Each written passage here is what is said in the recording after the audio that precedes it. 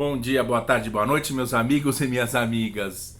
Mais um encontro maravilhoso para falarmos sobre Osho Zen Tarô. Tá aqui, vou mostrar a caixinha para vocês. Osho Zen Tarô. Osho Zen Tarô, que bonito, feinho.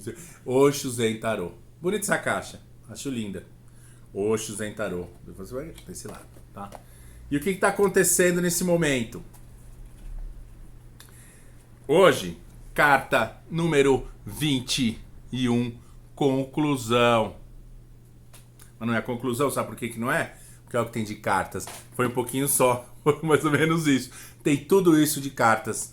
Hoje, a gente praticamente bate o 21º arcano, que é 22, os arcanos maiores, os grandes segredos, os grandes mistérios. E depois a gente tem os 4 naipes com os arcanos menores. Então são mais 50 e não sei quantas cartas. É muita carta.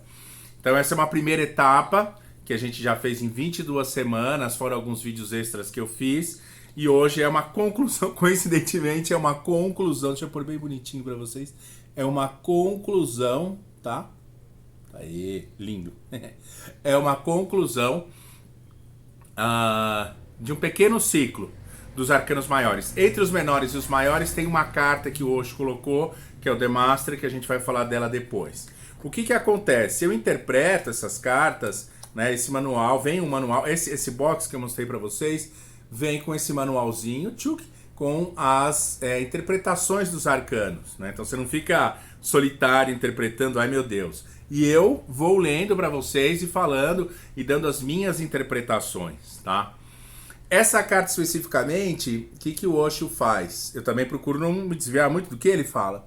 Ele está dizendo aqui, é legal porque tem uma pecinha, né, de um quebra-cabeças. E essa pecinha está sendo colocada especificamente no terceiro olho da pessoa. Terceiro olho. Ajna Chakra, esse terceiro olho, ok? E ele diz o seguinte, eu vou literalmente falar o que ele fala. Em alguns momentos, nós podemos ficar perdidos em meio a tantas peças. Mas quando eu coloco a última peça e vejo a complexidade dessas pequenas peças que transformaram numa coisa maior, e que quando eu estou no processo eu não tenho condições de avaliar o que está acontecendo, porque eu estou fazendo um dia de cada vez, uma situação de cada vez, uma emoção de cada vez, uma alegria de cada vez, uma porrada de cada vez, e você vai conduzindo isso com alegrias, tristezas, ansiedades e aquela loucura toda, mas você sempre vai se mantendo um pouco distante disso e operando dentro desses jogos da consciência. Mas você vai pegando cantos. Eu vou primeiro começar a fazer esse quebra-cabeça pelos cantos, ou pelas áreas que eu consigo identificar melhor, e vai montando, e não vai tendo uma figura, uma perspectiva, uma visão do todo. Quando você coloca a última peça, você pode ficar desesperado, e aí a metáfora de que algo está acabando, ou você pode aceitar esse fim, celebrar que algo está acabando e que está abrindo e abrirá, ou poderá abrir, para o novo, para as infinitas possibilidades. Não é bacana? A gente às vezes está perdido numa situação e não consegue ver uma saída. Se você tem uma fé especial, particular, por exemplo, uma fé em Deus, e chega e fala, poxa, mas está acontecendo tanta coisa na minha vida e eu não estou entendendo absolutamente nada. Você está perdido no meio dessas pecinhas.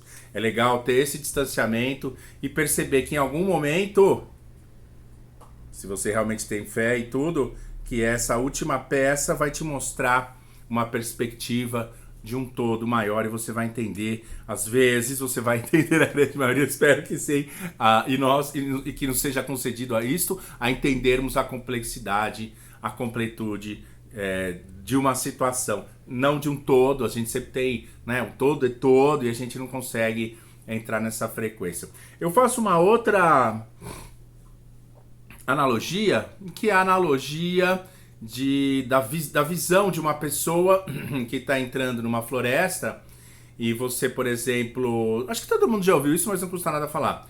Se você vai ter uma visão das árvores, dos arbustos, dos pequenos detalhes, é interessante para você se guiar dentro dessa floresta. É interessante para você sinalizar o que está acontecendo e mapear o ground, o chão, as pequenas estruturas, os pequenos fatos e acontecimentos da sua vida. Mas se você tem uma visão superior, você consegue ver o todo. Se você consegue ver o todo, de uma certa maneira, você perde um pouco os detalhes.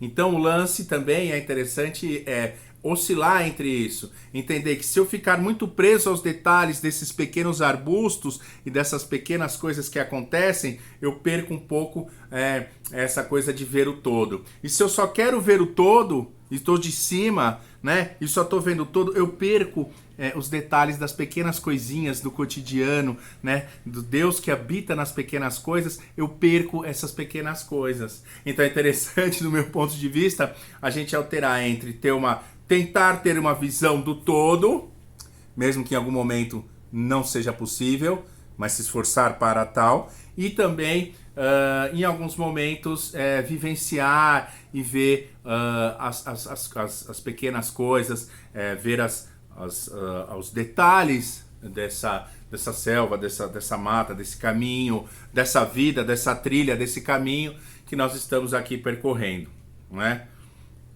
Muitas coisas eu falo para vocês, porque esse oráculo, né, ele está já aqui rodando há 24 semanas ou um pouco mais, cada semana com uma meditação, uma reflexão diferente. Tem me ajudado muito em momentos que eu tenho passado na minha vida. São momentos que algumas coisas são previsíveis, outras são imprevisíveis. Algumas coisas eu tenho controle, outras eu não tenho controle. Algumas coisas eu consigo observar, perceber e ter a visão do todo. Outras eu vou ter respostas depois de um ano e meio. Não é? Quem acompanha um pouco a astrologia saca que tem alguns eclipses, e esses eclipses eles potencializam alguns fatos, dependendo de onde ele acontece, de manifestações de 6 meses, alguns astrólogos um ano e meio depois, você vai entender. Às vezes ele está falando, olha, tenta relembrar o que você fez há um ano atrás, tenta ver onde você estava, onde você está. Eu faço esse teste, né? Eu estudo isso faz tempo, então eu já consigo ter um parâmetro de um ano atrás eu ouvi essa previsão, eu ouvi isso, mas eu não consegui entender por que caminhos essa coisa se desenvolveu. Foi uma pancadaria, uma loucura. São peças que eu não consegui encaixar de jeito nenhum. O quebra-cabeça tá muito louco. Porque tá faltando peça no quebra-cabeça. Quando eu era moleque tinha essas coisas. Eu chegava, eu não consigo montar, veio faltando peça no quebra-cabeça. Eu odiava, entendeu? Não é que veio faltando peça, você não tá conseguindo encaixar as peças que tem que ser encaixadas. Mas quando você consegue colocar essa última peça e dar essa conclusão, você talvez consiga, de uma certa forma, perceber esses fatos, consegue ver coisas que começaram um ano atrás, um ano e meio, coisas que você está plantando agora e com alguma intenção e que daqui a 6 meses ou um ano e meio, quem sabe, você vai colher, tá? Ou que você está colocando a sua sementinha ali para isso florescer depois. Eu brinco que eu faço astro tarô porque geralmente quando tem uma consulta de tarô, que eu uso esse tarô, eu uso os Lenormand ciganos, uso o Pamela Cole Smith, o Rider White, que é a mesma coisa. Mas eu tenho uma curiosidade. Eu, mesmo numa leitura de tarô, eu peço os dados da pessoa e faço um micro mapa astral.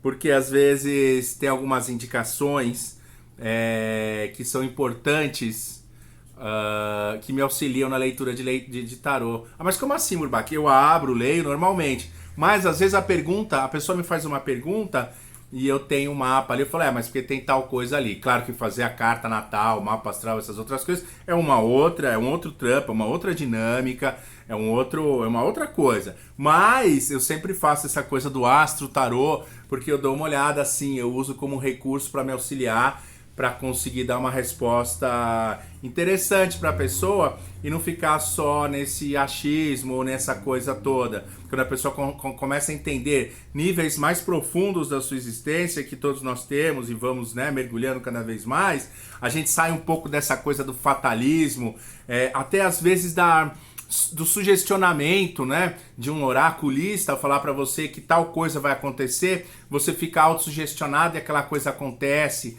Será que você criou essa energia na sua cabeça e isso veio a acontecer? Então a gente sai um pouco disso e entra em umas questões mais estruturais, de planetas, de características mais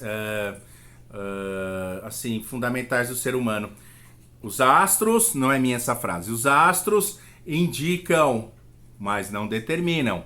O tarô indica, mas não determina. Quem determina é você. Quem dá os passinhos é você. Damos os passos e fazemos o nosso melhor. Os resultados, alguns a gente consegue prever, sim, a gente consegue controlar. Se eu pegar meu carro e tentar ir até a casa da minha mãe, eu consegui, foi uma coisa. Pode ser que fure um pneu, pode ser que acabe uma gasolina, pode ser que caia um negócio na frente, pode ser que minha mãe tenha saído e esqueceu de me avisar, whatever, que seja, mas eu acabo tendo controle sobre algumas situações e outras não. Voltando. Ter a complexão, ter o entendimento, entender o todo, precisa de paciência. Ah, Murbach, que novidade. Pra mim porque eu sou impaciente.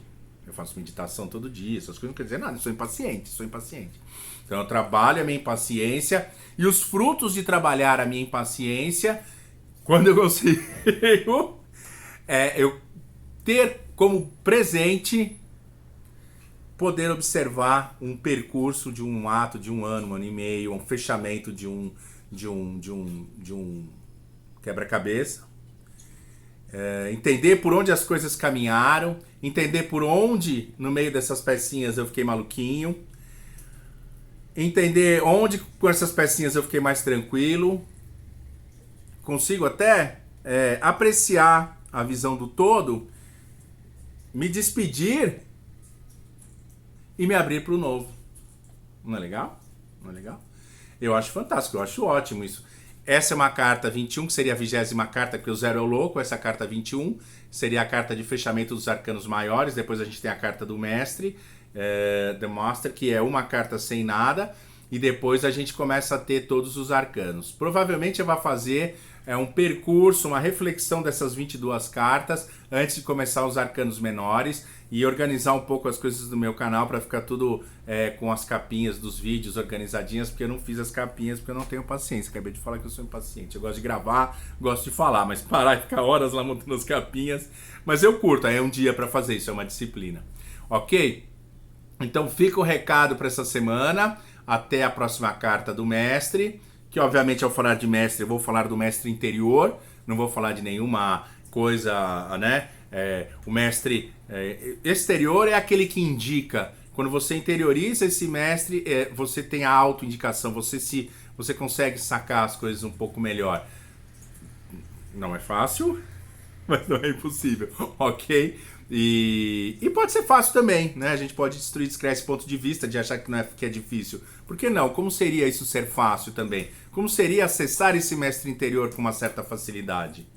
Né? Vamos ficar nessa pergunta. Como seria como acessarmos o nosso mestre interior com uma certa facilidade? Né? Independente de qualquer orientação religiosa, com respeito a todas e tal, mas é importante entender isso daí. Beleza, meus amigos, a semana que vem, amigas, a semana que vem estamos de novo para mais um encontro e aí o Master. Aí eu dou um tempo e começo os arcanos menores. Beleza? Então, até mais, boa semana a todos e valeu. Tchau, tchau, beijo!